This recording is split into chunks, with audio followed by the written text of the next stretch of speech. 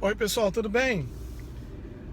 Passando aqui rapidinho, só para deixar vocês cientes de uma coisa.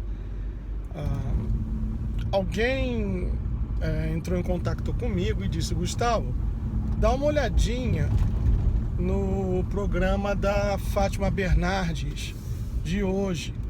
Você vai encontrar uma matéria lá legal, interessante, sobre o Islã. E eu fui dar uma olhadinha, apesar de aqui nos Estados Unidos passa a rede de esgoto internacional, mas eu faço pelo sistema de streaming, então eu posso voltar e ver programas que já foram ao ar e etc. E aí eu fui ver e dentro do programa dela, ela dedicou, mais do que um segmento. Se não me engano, eu tenho gravado, vou colocar para vocês vão ver aí a continuação. Creio que mais de 10 minutos, 12 minutos, ela falando, entrevistando um sheik brasileiro, etc. Aí o que eu fiz? Peguei esse vídeo, joguei no Facebook. O Facebook não aceitou. Enviei novamente, o Facebook não aceitou. E agora eu estava tentando fazer uma transmissão ao vivo, enquanto eu vou ali pegar o Billy, que foi fazer um grooming, e eu estou bloqueado de fazer transmissões ao vivo. Então, se você estava pensando em acompanhar o Hangout de hoje, saiba que já pelo Facebook não vai ser possível. A gente não podemos falar nada do Islã, que eles cortam. Mas fique aí com esse vídeo do programa da Fátima Bernardes. Mas aceita um conselho? Antes de ver esse vídeo, toma um remedinho para náuseas, vômitos, diarreia, dor de cabeça, enxaqueca, baixa ou alta de pressão, tá bom? Toma um remedinho porque dá nojo. Valeu? Deixa aí o seu like e o seu comentário. Tchau. Junho, os muçulmanos do mundo inteiro vão comemorar o Ramadã. O Ramadã é um mês sagrado para o islamismo, é um mês de muitas orações, de muita reflexão e também do jejum, que é o que acaba chamando a atenção da gente. Não é só isso, mas é o que acaba chamando a atenção, porque vai do nascer ao pôr do sol, eles não podem comer absolutamente nada. A gente está diante de uma mesa super linda, né? No Brasil, a gente vai se acostumando cada vez mais com essa cultura. Há uma estimativa de que nos últimos 10 anos dobrou o número de muçulmanos aqui no Brasil. E aí é importante a gente conhecer um pouco mais sobre essa cultura. A gente recebeu uma mensagem do CAT falando exatamente sobre isso. Por que vocês não conversam sobre o Ramadã? Por que a gente não pode aprender um pouquinho mais sobre isso? Então, eu convidei meu parceiro André Corvelo a visitar uma família muçulmana que vive no Brasil. A mãe é libanesa e já está no Brasil há alguns anos. E o André foi lá conhecer e vai contar pra gente. Vamos ver juntos.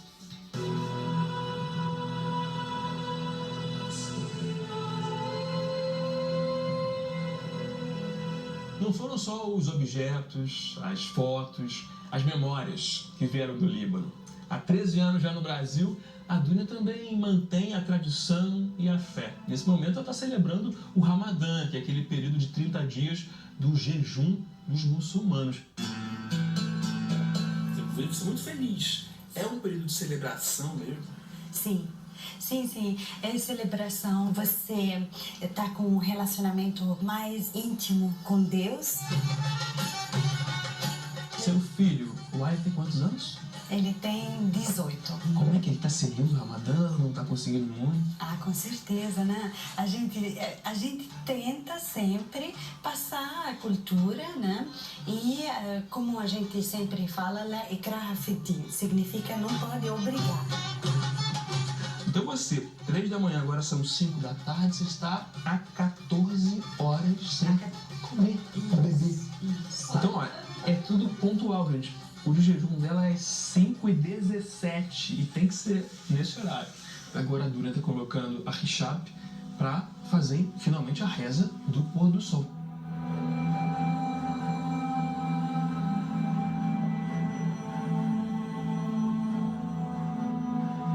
Tudo pronto pro dia de jejum? Ali, sarwat al-iftar. Addan ya Ali.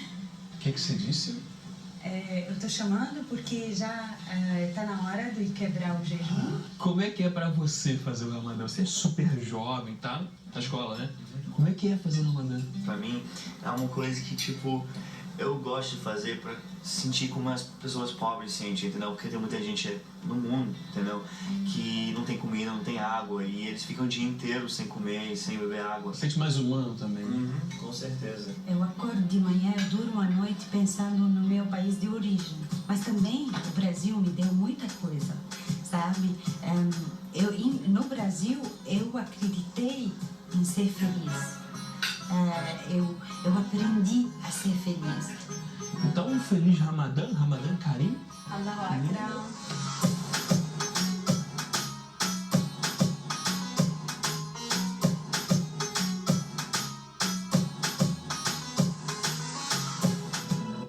Bom, nós estamos com a Dunia aqui, também recebendo o Sheik Rodrigo Rodrigues.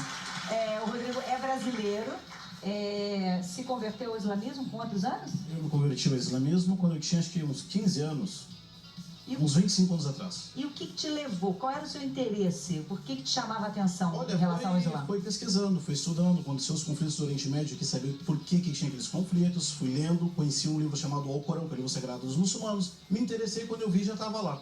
Já tá. Você percebe assim que a diferença cultural faz com que realmente as pessoas tenham um olhar diferente para você? Preconceituoso, eu diria. Com certeza, mas quando eu tô vestido assim, né? Quando eu tô vestido assim, as pessoas geralmente acham, você vem de lá, da Inglaterra, não sei o que. Eu falo, gente, eu sou aqui do Brasil. Só quem pode dizer pra mim que quem veio de lá são os indígenas. Porque todo mundo que mora no Brasil veio de algum lugar. Você está dizendo que as pessoas se distanciam dele quando ele coloca...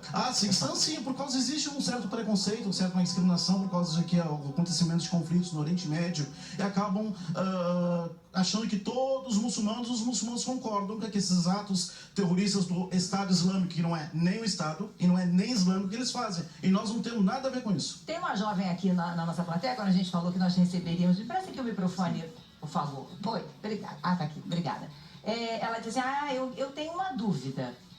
Por exemplo, você disse que quando você vê uma pessoa vestida de um jeito diferente assim, isso te dá uma certa preocupação. Porque sempre que a gente fala do islamismo, a gente relaciona com os homens bomba. E é isso. Você tem quantos anos? 13. Então isso te preocupa? Sim. E o que você queria saber?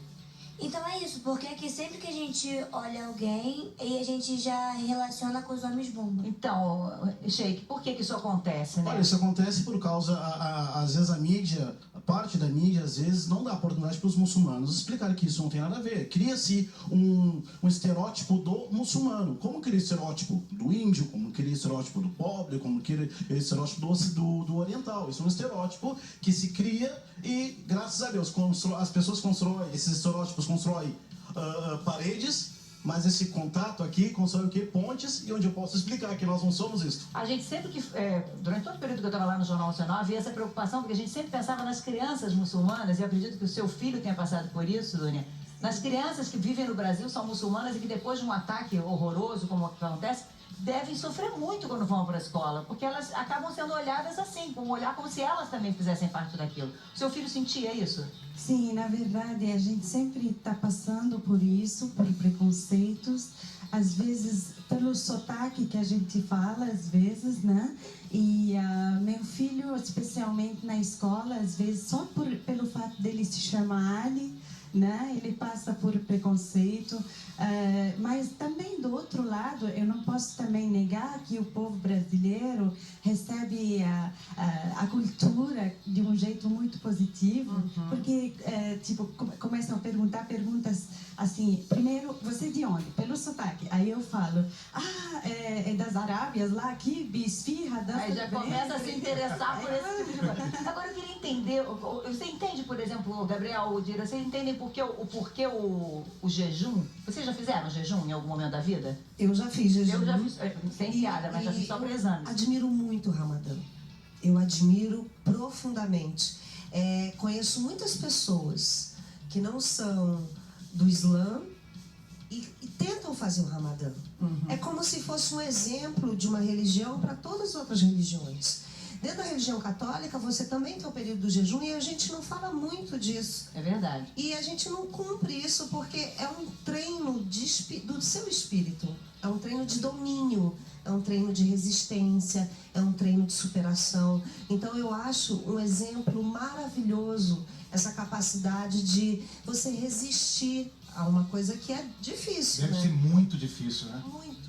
Eu acho que até a questão da água ainda mais difícil. Até tenho algumas dúvidas. Um dos objetivos maior do jejum, né, é a pessoa ter essa resistência, se dominar, se reconhecer, porque nós não passamos fome, nós temos gula, vontade de beliscar ali. E o jejum educa a pessoa a sentir um pouco que milhares de pessoas sentem todo dia. Na hora de quebrar o jejum, nós temos horário, 15h17 aqui no Rio, lá em Curitiba, 35. Eu vou me mudar aqui para o Rio para ganhar 20 minutos. Para comer mais cedo. Mais cedo. Mas nós temos um momento de quebrar o jejum. E quantas pessoas estão aqui nesse Brasil que não tem momento nenhum de quebrar o jejum? Então dá essa consciência o jejum. Então, na verdade, vocês se privam de beber líquidos, comer e ter relações sexuais durante esse período. Entre o nascer do alvorada, ou seja, 5h15, 5h30 da manhã, até o pôr do sol. Nós não bebemos líquidos, não comemos nada e nem relações sexuais. Exceções, por exemplo, grávidas. Mulheres gestantes, quando estão no período menstrual, pessoas doentes, enfermas, as criancinhas pequenininhas também. E essas pessoas estão isentas do jejum. Porém, quem não jejuar nesse dia, ela tem que alimentar um necessitado por cada dia que ela perdeu o jejum. Olha que coisa linda. Ela substitui aquilo que ela comeu, mas ela também vai dar de comer a alguém. Compartilhar aquilo que ela... E é um costume nosso, né, Dunia? A gente nunca quebra o jejum sozinho, né? Convida, não dá. As mesas do Ramadã, na verdade, são conhecidas pela reunião da família e também dos vizinhos. Eu lembro até agora da infância que sempre a gente fica chamando os vizinhos e cada uma das vizinhas manda um prato típico diferente do quando Ramadã. quebra o jejum, você chama os amigos? Sim, nós quebramos a família. Todo dia, quando eles fazem o horário permitido para eles fazerem a refeição. Agora, o que eu achei mais difícil de tudo é você estar em jejum e preparar uma mesa como essa ao longo de todo o dia. Não dá uma beliscada, né? Não é? E você resistir. Não É difícil isso. Às vezes uma tentação, esses doces aqui, tudo isso aqui é uma tentação, mas nós temos um objetivo maior, que nós acreditamos que Deus só pediu para que os humanos abstêm-se de comer para sensibilizar o coração e sentir na alma, na pele, o que as pessoas veem isso aqui todo dia e não tem oportunidade de essa provar. comida, né, que é a comida mais ancestral, uma das mais ancestrais do mundo, né, que é o hummus, né, as frutas que a tâmara, secas, figo. O que é esse aqui que eu não identifiquei? Esse é o tâmara. Também? É tâmara também. Tâmara, tem o pêssego seco. E uma coisa que eu achei muito interessante, o senhor me corrija se eu estiver errada, é que há uma determinação até para os turistas visitando esses locais que pelo menos não comam na rua, em público, para respeitar, porque é exatamente isso. É uma tentação você ficar olhando as pessoas comendo e você não podendo comer. É verdade. Isso nos países muçulmanos, tem muitos muçulmanos que não vivem entre os muçulmanos, ou pessoas que estão doentes, não podem jejuar. Essas pessoas, elas comem, mas na casa delas, normal, mas não na frente das pessoas, por respeito a quem está jejuando. A quem está jejuando. Bom, vou fazer falou que podia responder a perguntas da plateia. O Flávio, que já contou que leu o diário da irmã, tem uma pergunta para fazer para o Sheik. Quando fala em muçulmano, sempre vem aquela ligação do rapaz que se casa com várias mulheres. Como isso acontece? Qualquer um pode ser assim. E como são os rituais? São vários de uma vez ou é uma de cada vez? Ele quer saber se ele pode ter várias mulheres oficialmente. Se mudar para família. Eu falei, né? Eu falei, tava demorando. Você sabia que era isso? Sabia que uma hora de perguntar sobre ele. Sempre pergunto. Bom, é assim, o islamismo, na religião islâmica é permitido, sim, a poligamia. Mas não é como acontece no Brasil. Aliás, no Brasil não pode casar no papel. O homem. Em vários lugares do mundo, né? Mas no Brasil pode ter quantas mulheres quiser.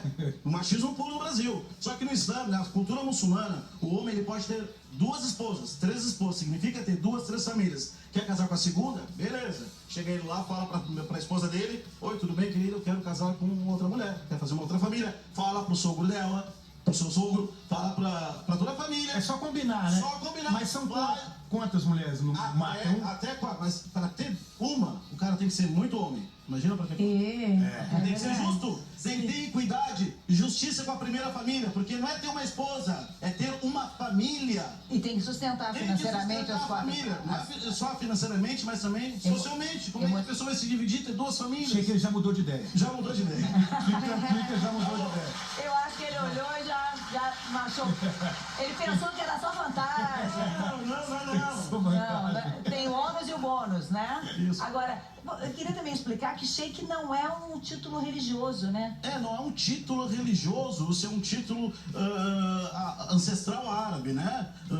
Porém, hoje considerado aquelas pessoas que estudavam teologia islâmica são chamadas de sheiks ou imãs, né? E eu sou um sheik brasileiro, às vezes as pessoas misturam o sheik das Arábias, o cara tem harém, tem petróleo, não tem nada disso, é um termo que o Islã tomou para ele. E ele estudou muito, quantos anos? Eu estudei, acho que uns 6 anos lá na Arábia Saudita, no reino da Arábia Saudita.